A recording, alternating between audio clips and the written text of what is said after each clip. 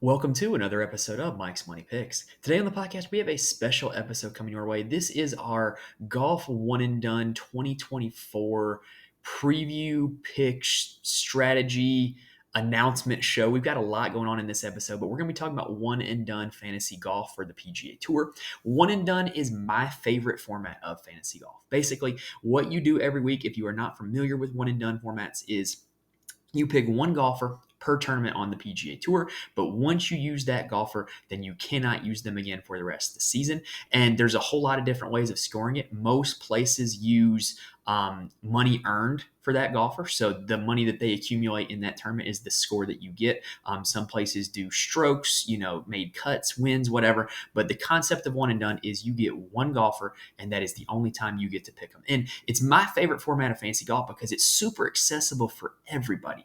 And so you can get spouses, parents, siblings, kids. You can bring in a whole lot of people into one and done and give you something fun to talk about and keep track of throughout the entirety PGA Tour season. And it's a really enjoyable format. So in this episode, we are going to go over how to win a one and done league, as well as our one and done offerings for this year, because we are going to be running 2 one and done contests this season, potentially more if there's more interest. But we're going to be starting off with 2. And then we're going to go ahead and I'm going to fill out a preliminary one and done selection for every tournament on the golf calendar, talking about my strategy, talking about the best way to fill that out, and just kind of going forward with giving you guys some tips and tricks on how to win these one and done leagues. And so that way, then if you watch this video and you want to join a one and done league, we're going to have 2 offerings for you for that as well. So we've got a lot going on here in this episode. So if you are enjoying this episode and you end up liking this episode, please subscribe to the channel, because we are going to be having more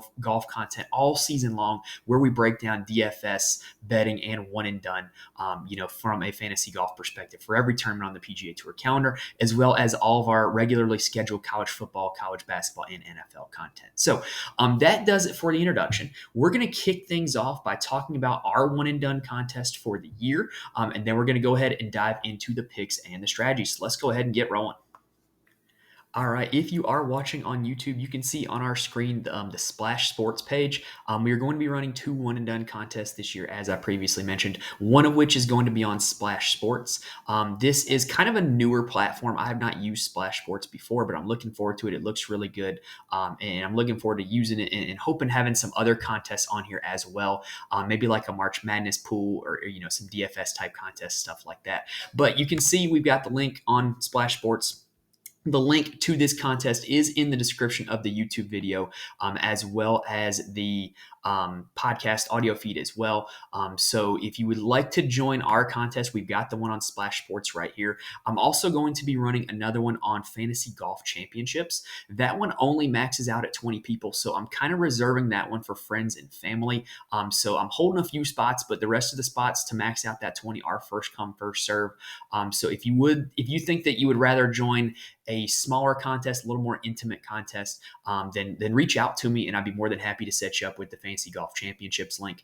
Feel free to reach out to me on YouTube, on Spotify, or on Twitter at Mike's Money Picks if you want help with any of these one and dones. If you need help joining, if you would like another type of contest, maybe I could see if I could set that up. But I am all in on golf one and done, and I enjoy it a lot, and I'm looking to kind of help grow this game and run a good contest. So if you want to join the Splash Sports one, link is in the description. If you want in the smaller friends and family one, reach out to me and I'd be more than happy to set that up for you as long as there is still a spot.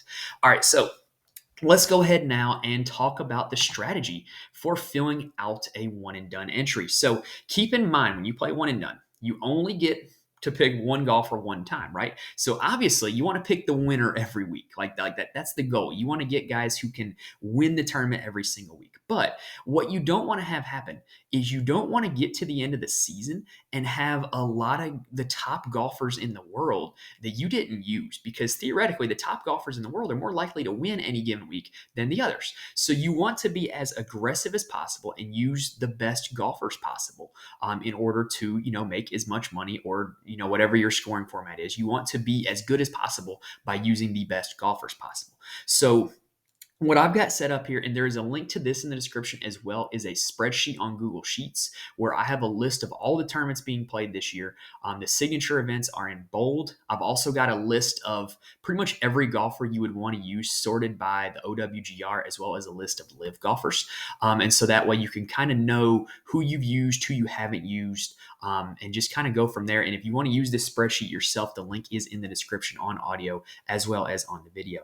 So another thing that's important to know about one and done is this is a game theory game as well. It's not just try to pick the winner every single week. Your position in the tournament is going to matter a lot for your picks. Here's what I mean by that. People are going to pick the best players every single week. Any given week in a tournament, the guy that's the favorite to win is going to be likely the guy who's taken the most in one and done. So if you are able to get ahead early in one and done, and you are able to play from ahead and play from a place where you're playing from the top of the standings, you can be a lot more conservative with your selections as the season goes on. And if you're playing from behind, you need to be more aggressive with your selections and play guys that other people might not be playing. So that way you can try to gain money on the people who are at the top, who are playing the golfers who are at the top. So when we fill out this here today, this one and done strategy that I'm filling out, all my picks that I'm filling out are not having really any of that game theory in mind, because I don't know how all these guys are going to play. But what I am keeping in mind is how I can best allot all of my golfers for all of these tournaments in order to maximize the money that I make. So let's go ahead and kind of break that down. So basically, if you're playing a one and done that uses financial winnings for the golfer as the scoring system, which most of them do, golf tournaments are not created equal. Some tournaments are going to have more money in the purse than others. In the spreadsheet, the ones that are in bold are the signature events for the PGA Tour. Those are the ones that will have the bigger purse. So if there's more of a purse in play, you want to use your best golfers at these events that are the signature events, so that way they can accumulate more money for you. And also, those signature events, with the exception of the majors, are mostly non-cut events this week. So you're guaranteed to end up with some money from those good golfers that you're playing if you're using them in the signature events. So that is going to be kind of how we build things here today. We're going to go event by event. We're going to look at the 4 majors, and then we're going to look at the signature events, and then we're going to look at the non-signature events to fill out all these picks for our preliminary one and done lineup for the 2024 season. Now, keep in mind, like I said, this doesn't really have any game theory involved. So I'm probably not just going to copy and paste this list into a one and done entry for 2024, but this is going to kind of give me a baseline in terms of what golfers I end up using where, what golfers are good fits in this spot, and just kind of the theory in thinking of how I can best allot my golfers to these 32 golf tournaments this season. So let's go ahead and start with this first segment. We're going to start off with the 4 majors. So you've got the Masters, you've got the PGA, you've got the US Open, and you've got the Open Championship. So these are the 4 make or break events on the PGA Tour schedule to me for one and done purposes, because what you've got is these are signature events with a big purse where they're cuts. Most of the other signature events are non-cuts. So you have to get these right if you want to have a chance at winning the one and done. However, what also throws a curveball into this is that these are the 4 events where all of the live golfers will be able to play. So, in my opinion, it greatly benefits you to use live golfers for these events, because that will give you additional spots that you can use your top PGA Tour golfers on the actual PGA Tour schedule as opposed to the 4 majors. Plus, just thinking about it purely from a, golf standpoint, Jon Rahm and Brooks Koepka are 2 of the top 10 golfers in the world. And if you want to win a one and done, you're probably going to want to use 2 of the top 10 golfers in the world. So let's go ahead and make our picks for these 4 majors right here, and then we'll use that to kind of give us a baseline to fill out the rest of our picks for the signature events and non-signature events. So when it comes to the Masters, Augusta National, my favorite golf tournament. I love the Masters. You've got a course that is very sticky in terms of course history. And what I mean by that is we're looking at the course history tool on datagolf.com. What I mean by that is players who play well at Augusta National tend to continue to play well at Augusta National throughout the rest of their career. So we want to prioritize somebody who has played well at Augusta National in their career in order to pick them for this event, right? So to me, the obvious pick for this event, the Masters, is going to be Jon Rahm. I only get to use Jon Rahm 4 times. He won this event last season, and he has been pretty good at the Masters even before he won. Now, the Masters has not been too kind to defending champs in recent years. It has actually been really kind to guys who have, won and then come back 2 years later. You remember Bubba Watson doing it in 2012 and 2014. So I think Scotty Scheffler would be a really interesting pick for this one for that reason, having won the Masters in 2022. But if I want to get 4 spots to use John Rahm, I think this is the best spot to use John Rahm at. He's not traditionally a great player at the Open Championship, and I don't think that the venues at the PGA or the US Open fit his game all that well. So I'm going to be putting John Rahm right here. So the next major is going to be the PGA Championship, and to me, this one is a very easy pick. It is going to be Brooks Koepka. Now, I don't necessarily think that if I were betting this tournament right now, I don't think Brooks Koepka would be the first guy I would bet. Valhalla is the host of this year's PGA Championship. It last hosted the PGA Championship in 2024, which was won by Rory McIlroy, with Phil Mickelson, Ricky Fowler, Henrik Stenson, Jim Furyk, and Ryan Palmer being at the top of the leaderboard. It's kind of an eccentric group. But the course Valhalla, it's kind of gotten a bad rap among some people in the golf community, but I enjoy it. I think it looks really good on television, and it's really just a kind of scenic golf course. It's not the most strategic, though. It's got very wide fairways, but it's also got very penal rough, so you can't miss these wide fairways. It's a Jack Nicklaus design, so it's very similar to Muirfield Village. And off the tee, everybody pretty much plays to similar spots. Not everybody just swings driver every hole. There's going to be a little bit of forced layups or, some approach shots that have to carry certain places. So with that kind of being homogenized off the tee, I would like to prioritize a player who's really good on approach, and Brooks Koepka, when he's at his best, is an elite level approach player. Now, if this was, if I could use Brooks Koepka at all golf tournaments, I probably wouldn't use him here at Valhalla. I think that Victor Hovland is going to win the PGA Championship in 2024, but for the purposes of this one and done, Brooks Koepka, with me only being able to use him in 4 spots, I'm going to put him in at the PGA and allow myself to use Victor Hovland somewhere else. Now, the U.S. Open, this one's a little bit of a wild card. So when it comes to the U.S. Open, they're back at Pinehurst this year, which is in my home state of North Carolina. And it's a truly unique U.S. Open venue. It is one of the toughest U.S. Open venues. The last time that the U.S. Open was here in 2014, it was a 8-shot victory by Martin Keimer over Ricky Fowler and Eric Compton. Dustin Johnson, Henrik Stenson, Keegan Bradley, Jason Day, and Brooks Koepka all played well here at this tournament, which maybe you can make an argument for playing Brooks Koepka at this U.S. Open after that T4 in 2014. But I think with the way that this course shakes out, Pinehurst is a Donald Ross design. It's a very classical golf course. So think about like Oak Hill and East Lake for kind of like the comparisons in terms of the design. But it does not look like either of those 2 golf courses. Pinehurst is a kind of a sandy North Carolina course. There is virtually no rough on the entire course, and it's got very wide fairways, and it's going to play super firm and fast. To me, this plays very similar to a British links design, kind of like a St. Andrews, or maybe like an Australian sandbelt design, like a Royal Melbourne. And so for that reason, I kind of think that I want to go with a guy who has a little bit of a unique game. Putting off the green is going to be a viable strategy. All the greens at Pinehurst are crowned. So if you're not like really sticking your approach shots close, you could be looking at shots where you could roll off the green. But the good news is with the lack of rough is that you should be able to use the old Texas wedge and putt it right back up. So I think St. Andrews is a very good comparison to this course as a former Open Championship host. And Cam Smith won that Open Championship at St. Andrews. But I'm not going to go with Cam Smith. I'm going to go with Bryson DeChambeau for my pick for the U.S. Open. I think that Bryson's game is actually in a really good spot.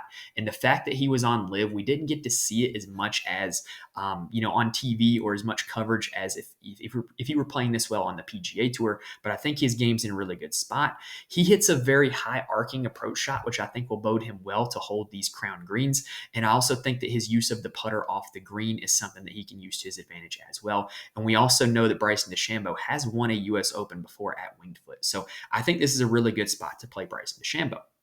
Now, the Open Championship is going to be at Royal Troon Golf Club in Scotland, which last hosted the Open in 2016. It was won by Henrik Stenson and Phil Mickelson, who were minus 20 and minus 17, respectively, and they beat the rest of the field by 11 shots. This was a two-horse race in that tournament between Henrik Stenson and Phil Mickelson, which makes it seem like with them being, live golfers, why would we not just pencil in Henrik Stenson or Phil Mickelson? Well, it's been 7 years since then. So I don't necessarily think their careers are in the same spot now that it was back in 2017 or 2016, excuse me. So I am not going to be playing a live golfer here at this Open Championship. I don't think that there's a live golfer that this really suits all that well outside of Henrik Stenson and Phil Mickelson, who are much past their prime from where they were in 2016. So when you think about Royal Troon is a short-ish Open Championship venue. Laying up off the tee and hitting 3-wood off the tee was super effective in 2016 for both Stenson and Mickelson. It allowed them to keep the ball in the fairway, use their approach play to kind of separate themselves, and then they made a lot of putts on these greens. Then there's a lot of hazards lurking at Royal Troon as well. If it gets windy, it can get pretty difficult. And that week, it was pretty difficult for everybody except Stenson and Mickelson. So my pick this week is going to be a guy who has great Open Championship history and has just not won one, and that is going to be Tommy Fleetwood. He's had a great run at the Open Championship. He is British, so he has a little bit of a home field advantage here on the British Isles. And I don't necessarily think that I have to go with the live golfer here. And I don't know how many other spots there will be natural landing spots for Tommy Fleetwood. So Tommy Fleetwood is my selection for the Open Championship. All right, so that does it for the four majors. So we're going to take a quick breather, and then we're going to come back and talk signature events. All right, so now looking at these signature events, I think there are two really interesting ways to fill this out if you are looking to do what I'm doing here and kind of fill out a one and done lineup before the season starts. I think you can either look at it by golfer, or I think you can look at it by tournament, where you go tournament by tournament and figure out, who are guys who play well at this course, who can I put in this spot? Or you can go golfer by golfer and say, what courses does this golfer play well at? So where would I be best benefited to put him into my lineup? Well, I am going to go tournament by tournament because, like I mentioned earlier, when you play one and done, you want to play from ahead. So if I can get these early picks right and get guys that are great fits at these early events, then I can put myself to be in position to play from ahead the rest of the season, which makes my life a whole lot easier. So the first elevated event is the AT&T Pebble Beach Pro-Am. So what I'm going to do for each event is I'm kind of going to give a little bit of a rundown of, what type of course you're looking at, what kind of golfers traditionally play well here, and then who I end up picking. So for the AT&T Pebble Beach is a very short golf course. It is a very small greens golf course, and it is POA grass on the greens. It's also a Pro-Am, so not a whole lot of guys have played this event a whole lot. Looking at the course history tool on datagolf.com, there's a lot of different guys who have had lots of different varying levels of success here. But my pick is going to be Jordan Spieth for this event.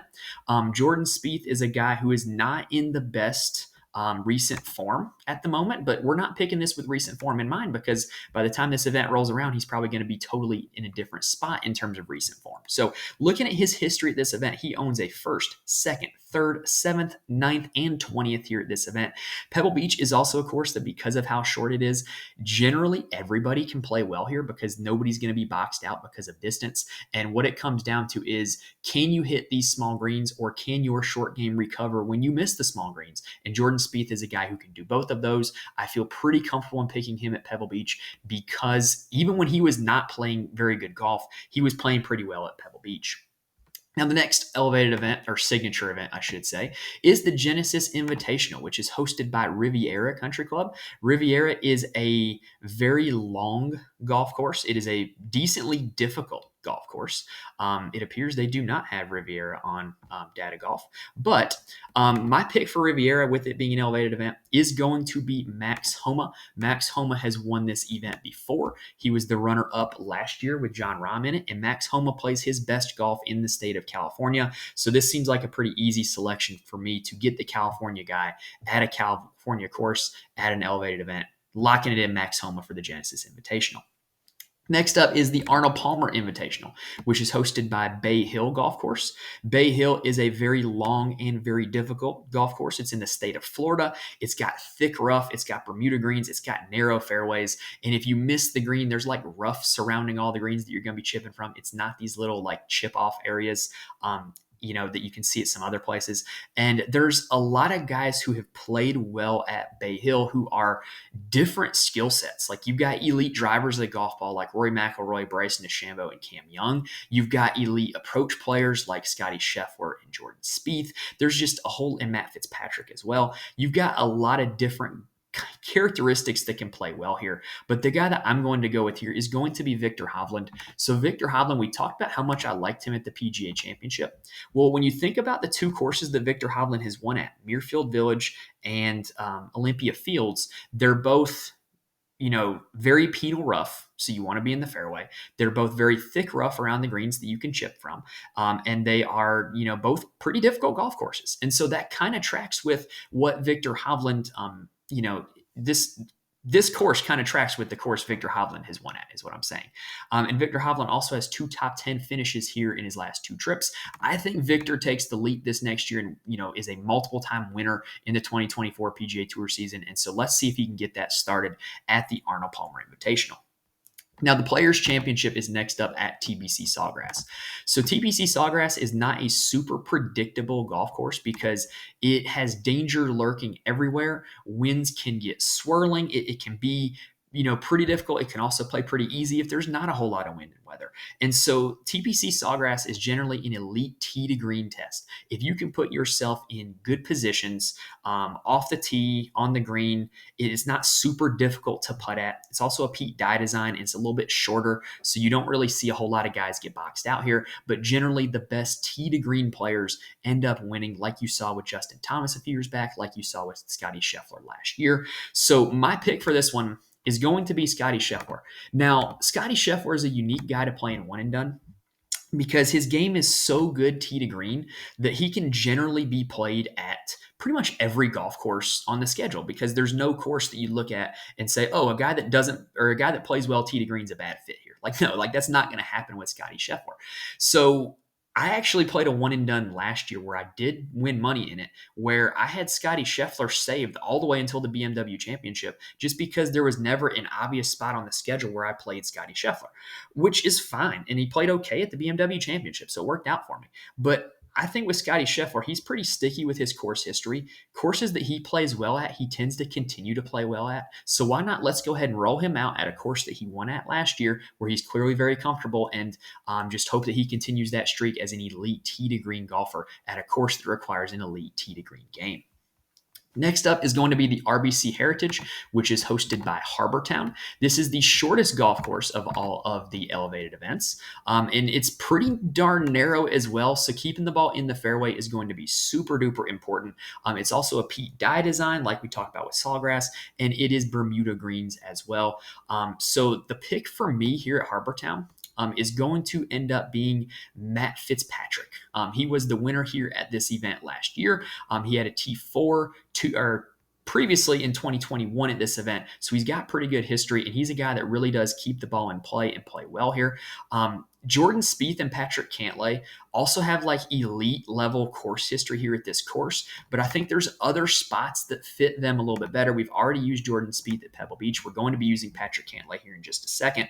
So I'm going to give Matt Fitzpatrick at Harbor Town. And plus, if you watched any of the broadcasts last year, you know that Matt Fitzpatrick, wherever his family vacationed when he was younger, he wins the tournament at, which is what he did at the Country Club with the U.S. Open, and it's what he did at Harbor Town last year. So I'm going to roll out the defending champ, Matt Fitzpatrick, at Harbor Town at the RBC Heritage. Now, the Wells Fargo Championship, which is going to be hosted by Quail Hollow in Charlotte, North Carolina, my home state. Quail Hollow is a very long, very penal golf course. It's got thick rough if you miss the fairways. It's also got very firm and fast Bermuda grass throughout. The greens can be really tricky at Quail Hollow, and the par threes at Quail Hollow are exceptionally difficult. So Quail Hollow, with it being just a really difficult test, I want to make sure we get somebody who has a really high skill level. Wyndham Clark is the guy that won here last year. He didn't really have much course history at Quail Hollow before. winning. He had missed a cut and came in T43 in 2021. But I think this is a course where course history, it can go either way. Like there's some guys that do happen to play really well here. There's some guys that will play well here out of absolutely nowhere. And so the guy that has the best course history here is Rory McIlroy. So Rory McIlroy, multiple wins here at Quail Hollow, tends to play well pretty much year in, year out at Quail Hollow. So let's go ahead and give Rory a roll of the dice here at Quail Hollow, and I can feel pretty comfortable in that with a multiple-time winner at this golf course. Next up is the Memorial Tournament hosted by Jack Nicklaus at Muirfield Village, which we know is a course that has wide fairways, thick rough, plays super firm and fast, U.S. Open-esque conditions at Muirfield Village always. Victor Hovland won here last year, and I think it's a beautiful fit for Victor Hovland, but we already used him at Bay Hill, so I'm going to have to think outside the box just a little bit here because the other guy that has great course history here is actually Jon Rahm. So I am going to go with, for my pick at Muirfield Village, I'm going to go with Patrick Cantlay.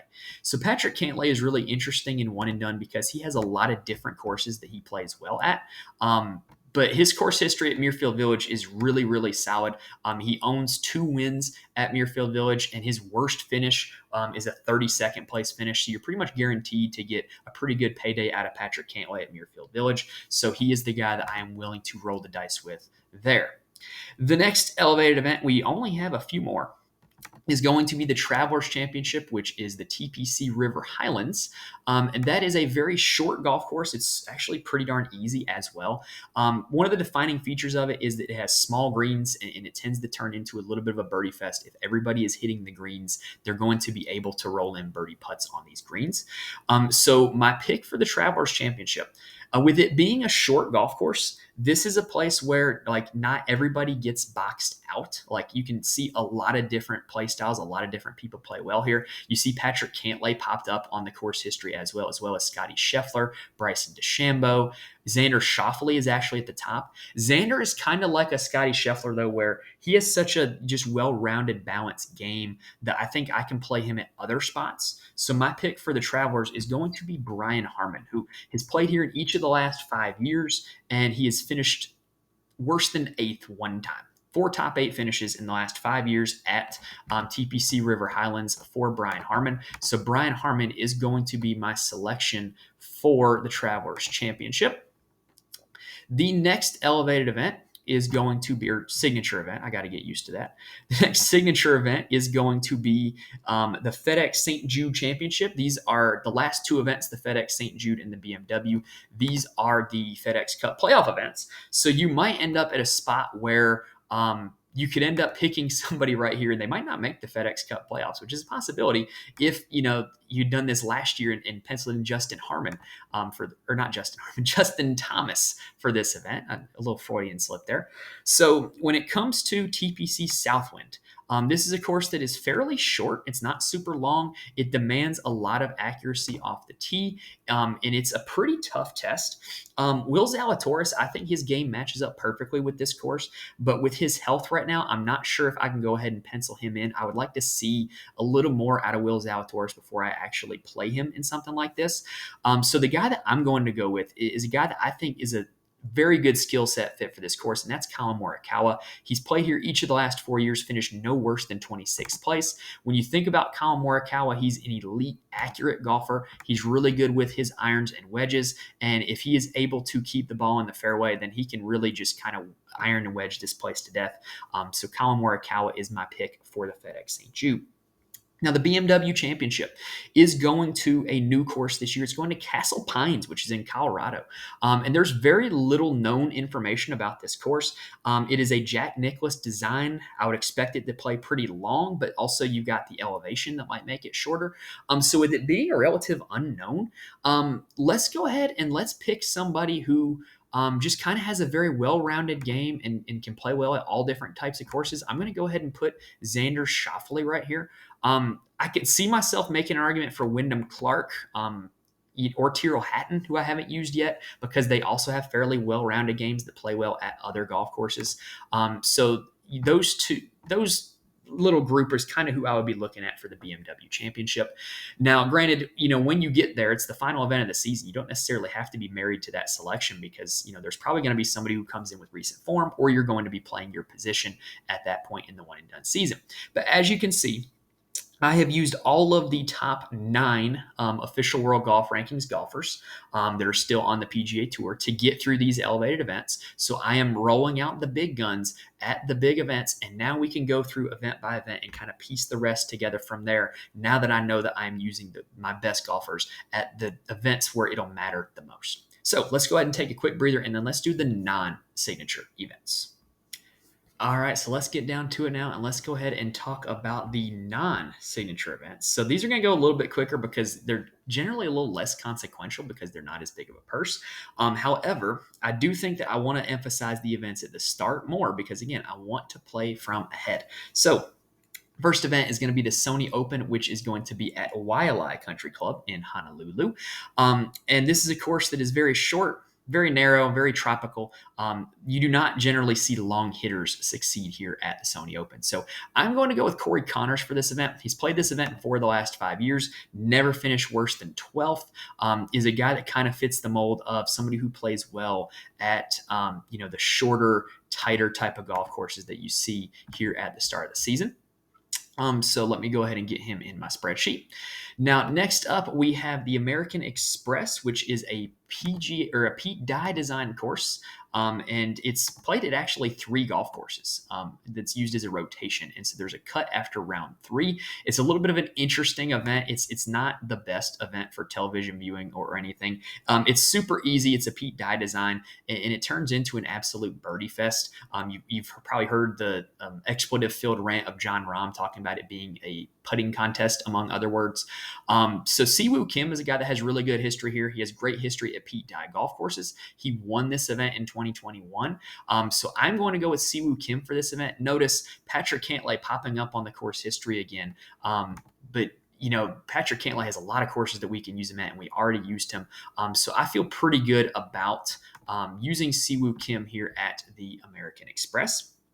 The next event is going to be the Farmers Insurance Open, which is going to be Torrey Pines Golf Course. This one is played at 2 golf courses as well. Torrey Pines is a really long, really difficult golf course, and it's got super thick rough. My pick here is going to be Jason Day. He has elite level history here at Torrey Pines. I really thought about penciling in Will Zalatoris for this one, who also has really good history at Torrey Pines, but I really don't know what Will Zalatoris' health looks like, so I'm going to kind of hold off on him for just a second and feel pretty confident putting in Jason Day here at Torrey Pines. Now, next up, this is not a signature event anymore, the Waste Management Phoenix Open. However, I do expect there to be an elite field at this event. There always gets to be an elite field at this event just because it's kind of a fun, different type of event. And it's played at TPC Scottsdale. It's generally pretty easy. It is generally desert golf. So as long as off the tee, you don't miss it by 500 yards, you're going to be okay because you won't be in the desert. So this is also a course where course history tends to be pretty sticky also. You've had Scotty Scheffler win it each of the last 2 seasons. With it not being an elevated event, though, I'm not really in a rush to use Scotty Scheffler here at this event. Same deal with Xander Schauffele, who also pops up on the course history tool. Hideki Matsuyama has pretty good course history here, as does Tyrrell Hatton. But I'm going to go a little further down the board. I'm going to go with Sahith Theegala. Sahith got his breakthrough win on the PGA Tour at the Fortinet Championship in the fall swing. And I think that that's going to kind of help give him some positive momentum heading into this one. He really had a chance to win this tournament 2 years ago, but kind of faltered on Sunday. So Sahith Theegala is my guy for the Waste Management Phoenix Open. Now, the Mexico Open is now moved to February. It was previously played in May. There's been 2 editions of it that have been won by Jon Rahm and Tony Finau, and the runners-up were Jon Rahm and Tony Finau. So those 2 guys tend to play really well here. I would have no problem using Finau at this course, but I'm going to use Finau somewhere different. I'm going to go with Akshay Bhatia here at the Mexico Open. So Akshay Bhatia, in his young PGA Tour career, has tended to play well at really long golf courses as well as really tropical golf courses. He's really good at his long approach shots, and I think that that's a skill that's going to benefit him well here. He came in 4th at this tournament last year, so Akshay Bhatia is my guy for the Mexico Open. The Palm Beach Classic, formerly the Honda Classic, is at PGA National. This is a short golf course, but it's a difficult golf course because of all the hazards that are looming. Sepp Straka has a win here, and he played pretty well here last year as well. Chris Kirk was the winner over a playoff in Eric Cole. Last year, this is generally not the strongest field event. So if I can get a guy like Sepp Straka there, that would be great, but I'll have no problem pivoting to Chris Kirk, Eric Cole, or Justin Suh, all of whom have good history at this golf course if Sepp Straka does not play in this event. Valspar Championship is next up. This is played at the Copperhead course, aka Innisbrook. Copperhead is a course that generally gets a pretty good field to it for this event. And the winners have been a pretty eclectic group. But one thing that has come up, though, is that in the last 3 years, Sam Burns has absolutely dominated at this golf course. He won the event in both 21 and 2022. And then in 2023, when he came in with terrible recent form, he still came in 6th place. So Sam Burns is going to be my guy for the Valspar Championship. That's another guy kind of near the top of guys that I have left that I haven't used yet. So really good look to get Sam Burns out of the way there at the Valspar. Now for the Houston Open, this is played at Memorial Park Golf Course, it's very comparable to Riviera for the Genesis Championship. It's very long. It's very difficult. It generally does not get like the best field to show up at this event. So if we look at guys that have played this event twice or more, Tony Finau won it last year. So let's go ahead and just put in Tony Finau for this one. I think that there's arguments that can be made for other guys, but let's go ahead and put in Finau there at Memorial Park. Finau is a guy kind of like Scotty Scheffler that he tends to play well at courses repeatedly year after year, so I feel pretty good about that one. The Valero Texas Open is next, which is hosted at TPC San Antonio. It's a very long track and it's moderately difficult. Won last year by Corey Connors. My pick for this one is going to be Lee Hodges, if I can find him on the list. Lee Hodges is a guy who broke through for a win last season at the 3M Open. He played well at this course as well. I think Lee Hodges is a young guy who I'm pretty confident is going to show up for this event with it not being usually the best field. And he does play his best at longer, more difficult golf courses. So Lee Hodges in here at the Valero for me at that event. Next up is going to be the Byron Nelson Championship hosted at TPC Craig Ranch, which is one of the easiest courses at all of the PGA Tour. It is in Texas. It is generally pretty slow in terms of the greens, and it's big greens, so they're really easy to hit. So you just see a lot of guys that hit greens and then end up making birdie putts. You never really know what the field's going to look like at this event. Ryan Palmer has played this event quite a bit at this course and played pretty well. I think he gets a nominee as well as Seamus Power. But I'm going to go ahead and go with an easy one. I'm going to go with K.H. Lee, who has won this event 2 out of the last 3 years. And so K.H. Lee is going to be my pick for this one. And in fact, I don't even think I put him on the list on the right of guys that I might pick. So I'm going to have a write-in entry here for K.H. Lee at the Byron Nelson. Now, next up is going to be the Charles Schwab, which is at Colonial Country Club. Colonial is a course that is super short, super tight. It can get difficult when it gets exposed to the wind. You've seen some pretty good winners here. Jordan Spieth has won this event. Jason Kokrak has won this event. And then Sam Burns edged out Scotty Scheffler in a playoff 2 years ago. So at this event, Jordan Spieth has great course history here. We've already used him. Same with Morikawa, same with Hovland, same with Scheffler, same with Finau. So we're going to have to go down a little bit for the board for our course history here. And I'm going to go with Justin Rose, who has played this event each of the last 5 years, 3 top 20s at that event. He is one of the better golfers that I have left. So I'll feel pretty good about going ahead and putting in Rosie here at the Charles Schwab. Next up is the RBC Canadian Open, which is being played at Hamilton Golf and Country Club. The event was played there in 2019, and it was won by Rory McIlroy. Runners-up Shane Lowry and Webb Simpson, with Brandt Snedeker, Matt Kuchar, and Adam Hadwin not too far behind. So with us already having used Rory, and I don't really think I want to use Webb Simpson, let's go ahead and just put in Shane Lowry here for this pick. Shane Lowry is a guy that has pretty good history at the RBC Canadian Open, so he should be a guy who can play pretty well at this course, given that he has a runner-up there already. Detroit Golf Club is the host of the Rocket Mortgage Classic, one of the easiest courses on all the PGA Tour. I'm going to go ahead and put Ricky Fowler right here. He was the defending champ at this event, won in a playoff last year, and he is Mr. Rocket Mortgage. He always plays in this event. And so, Ricky's been playing some good golf. Let's go ahead and get him in there. I also thought about putting in Cam Young or Taylor Pendrith, two guys who also have pretty good history at this course, but I feel pretty good about Ricky in that spot. The John Deere Classic TPC Deere Run is a short, accuracy-based course with a weak field. I'm going to go ahead and put a guy in here that I think is going to be used quite a bit this year, and I think he's really talented. I think he's on the rise, and it is Ludwig Aubert. I think it's only a matter of time before this guy wins on the PGA Tour. He was fourth in this event last year. With him being a younger guy, I think he's going to play in a lot of events, even when they're weaker fields. And so I think playing a guy like Ludwig in a weaker field event is going to be a good thing to do, because I think that's probably going to be where he ends up getting a win at. Now, the Scottish Open is next up, being played at Renaissance Club. You had Rory McIlroy win this event last year. Xander Schauffele has won this event. Minwoo Lee has won this event. Tom Kim has played very well at this event. But I'm going to go down a little bit. I'm going to go a little bit of an outside-the-box pick. I'm going to go with a Scot himself, Robert McIntyre, who was the runner-up and very easily could have won this event last year if Rory didn't hit one of the best shots of the season. So Robert McIntyre, in his native country, I feel pretty good about that one. Now, we've only got 3 events left, and so as you can see, we can kind of really get aggressive here with guys that we have left.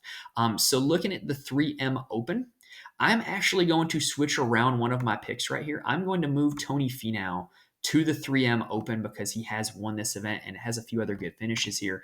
And I'm going to slide in Tyrrell Hatton into the Houston Open with him having pretty good history there. So Tony Finau is going to be my 3M Open guy, and I've now got Tyrrell Hatton at the Houston Open. Now, I have the Olympics on here, but I don't really know what's going to happen with that, because the Olympics is an amateur competition for most sports. So there's no payday. So I don't really know how that's going to work out for one and done. It's being played in France. So I would probably go with probably a European tour golfer. I don't know. Maybe like a Minwoo Lee would be a pretty good fit there. But yeah, I would probably, I don't know what's going to happen with that. So I'm just going to leave that blank for now. Now the Wyndham, this one's pretty easy. I'm going to go with Tom Kim. He won this event the one time he played it. He is great at these kind of shorter golf courses that require accuracy. And he was one of my best golfers left. So I've got Tom Kim there at the Wyndham and feel really strongly about that one. All right, so there you have it. We have filled out our whole one and done roster for the 2024 season. And if you look at it, I was pretty darn aggressive, and I still have some of the world's top 25 players over there on the right. I've still got Wyndham Clark, Keegan Bradley, Cam Young, Russell Henley, Justin Thomas, and Sungjae Im over there. So I can even get more aggressive with this if I wanted, but some of these events, these guys aren't going to play every single week. So if I run into a situation like, for instance, where I've got Shane Lowry at the RBC Canadian Open and he decides to skip that week, then I've got plenty of options that I could go ahead and swap in. And as the season goes by, I can choose to get more aggressive or less aggressive if I want to, knowing that I've got some pretty good golfers sitting over there, that I can use. And I still think there's a few wild cards as well. Will Zalatoris with his health, if he ends up getting back to healthy, he's a guy you're definitely going to want to use. And then you've got some young guys like a Minwoo Lee or an Eric Cole, that's kind of on the rise that could end up being really good picks as the season goes on. I would put Denny McCarthy a little bit in that category as well. Maybe Justin Sutt and Taylor Pendrith also. So there's a lot of flexibility with this, but you guys can see how I filled out all 32 of these tournaments here, and just kind of how how you can build together a one and done lineup, just sitting down before the season even starts. Now, am I going to stick with all these? Probably not, because, as the season goes by, you've got recent form to consider, what guys are playing well, what guys aren't. And then you've also got your position in the one and done pool to consider as to whether or not you need to be more or less aggressive, in terms of your selections. So I do feel pretty good about this initial roster, and I feel pretty good about the flexibility that I've given myself to adjust if in fact I do need to. So there you have it. That was one and done strategy for the 2024 season. Reminder, if you want to join our one and done contests, we've got one on Splash for $25. Link is in the description on the audio feed and on the YouTube page. We've also got the more smaller, intimate friends and family one on Fantasy Golf Championships, reach out to me directly if you would like in that one. You can reach out to me on YouTube, Twitter, pretty much just any way you want to reach out to me. I can help get you a spot in that if there is one left. But I do want to try to get this splash one filled also. So just, looking to fill both these one and done contests and have 2 successful one and done leagues going this year. And, hopefully Splash is a pretty good platform. We can continue to do stuff with them as time goes by. So hopefully you guys got what you came here for. The spreadsheet, if you want a copy of that as well, that is linked in the description.